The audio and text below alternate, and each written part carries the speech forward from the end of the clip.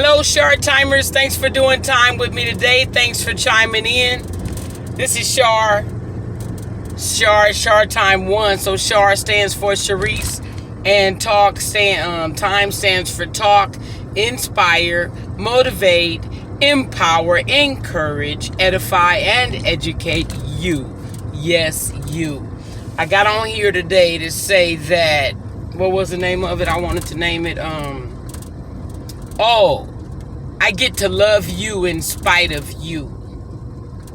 If you can relate it with that, that means you get to love. Now, you don't have to, but if you want to go far in your journey, in your path, in your destiny with God, and co-create your life, your future, your destiny, and line up with His will,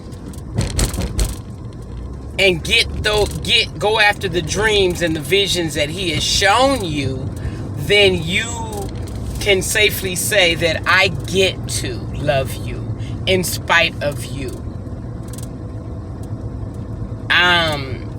If you walk in the right path, the righteous path, and trying to stay away from people, places, and things that do you wrong and do you dirty, that mean you no good, and mean only harm to you, then that means you being tested. You've been tested. You're going through something, a trial, a tribulation.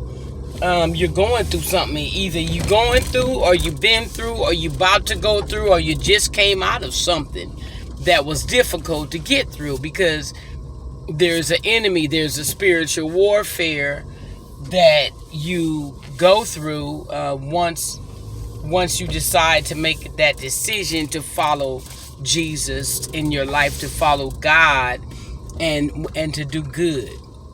So yeah, I say all that to say that you really do get to it's a choice. You get to love those people who are unlovable. It's just that simple. And that's where I'm at today, and that's why I got on here today, to let you know that change your thinking. If you change your thinking and the way you perceive things and the way you see things, then it's inevitable. It's inevitable for you to succeed. And that's why I got on here today, to give you a little quick nugget, a quick snippet of what's on my mind, that you can take and run with it. And it's just knowledge. Just hopefully it helps you. It helps you, sis. It helps you, brother, to do better and be better, because our first inclination is what? To retaliate, to bite back, fight back, and cuss them out, cuss them back out. I don't care if you know them or not. It could be a driver, you driving down the street. It could be somebody who's just driving next to you and they cut you off. I used to be like that. I used to be really angry, and now it's not necessary. So you change your life, you change your perception and the way you see things, and you literally transform your life by reading the Word of God, and reading and being still, and knowing that there's a God that lives inside of you, and you commune with Him. You commune and line up your spirit with the righteousness of God. And by faith you receive it, and you get grace, and you get mercy on situations and things in your life that other people really don't, like, because your attitude gives God permission to go and bless you. He does what He wants anyways. He don't need our permission. But it's just, I'm trying my best to explain what I'm feeling and what I'm been going through. So on that note, that's it.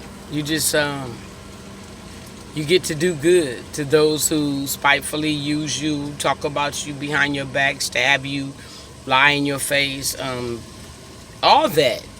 Love them. You get to love them anyway, but you don't have to deal with abuse. You don't have to put up with them. You don't have to live with them. If you're living with them, get the hell out. Ask your angels, help me, angels. Find me a place, find me somewhere to get out of his situation, because God's children they don't deserve to be treated like a doormat. and people treat you like you allow them to treat you. So, man, I ain't gonna lie, I was about to sleep in my car. I'm like, you know, we don't have to deal with and put up with disrespect, you know. You really don't. You can ask God. He said, "Ask and you shall receive." So ask Him to remove you from a certain situation if you're having any difficulties. Not just getting along with other folks. It's just that mistreatment. If you don't have peace and you're just easily distracted from, if you're in your living situation, if you're distracted and you can't even focus on God and getting the word, and I mean literally, where there's a will, there's a way, but there's always something, then that means you need to move. And that's a sign. Get out of that situation if somebody is hurting you or abusing you or anything like that. But I done went off on a tangent on a whole nother level there, okay? So we're going to leave that alone. And bottom line is you get to love in spite of them. So just what would Jesus do? I mean, turn the other cheek. That don't mean, like I said, I don't mean be a doormat. It just means you don't argue back. You don't. I don't even know what to say right now. Like if you want to argue back, you go ahead. But what's that gonna do? You know what I'm saying? Just think about the end result before you go there, and you can literally zip your lips, be quiet. And I truly believe that means turning the other cheek because you being the bigger person. You know what I mean? So focus on God, focus on your purpose, focus on your journey, focus on your future, focus on your life. And then you won't be bothered or so easily offended or bothered by anybody or any situation, circumstance, or thing that's bothering you. So on that note, thank you so much for tuning in today. Short Time 1 is out, and I'll see y'all next time.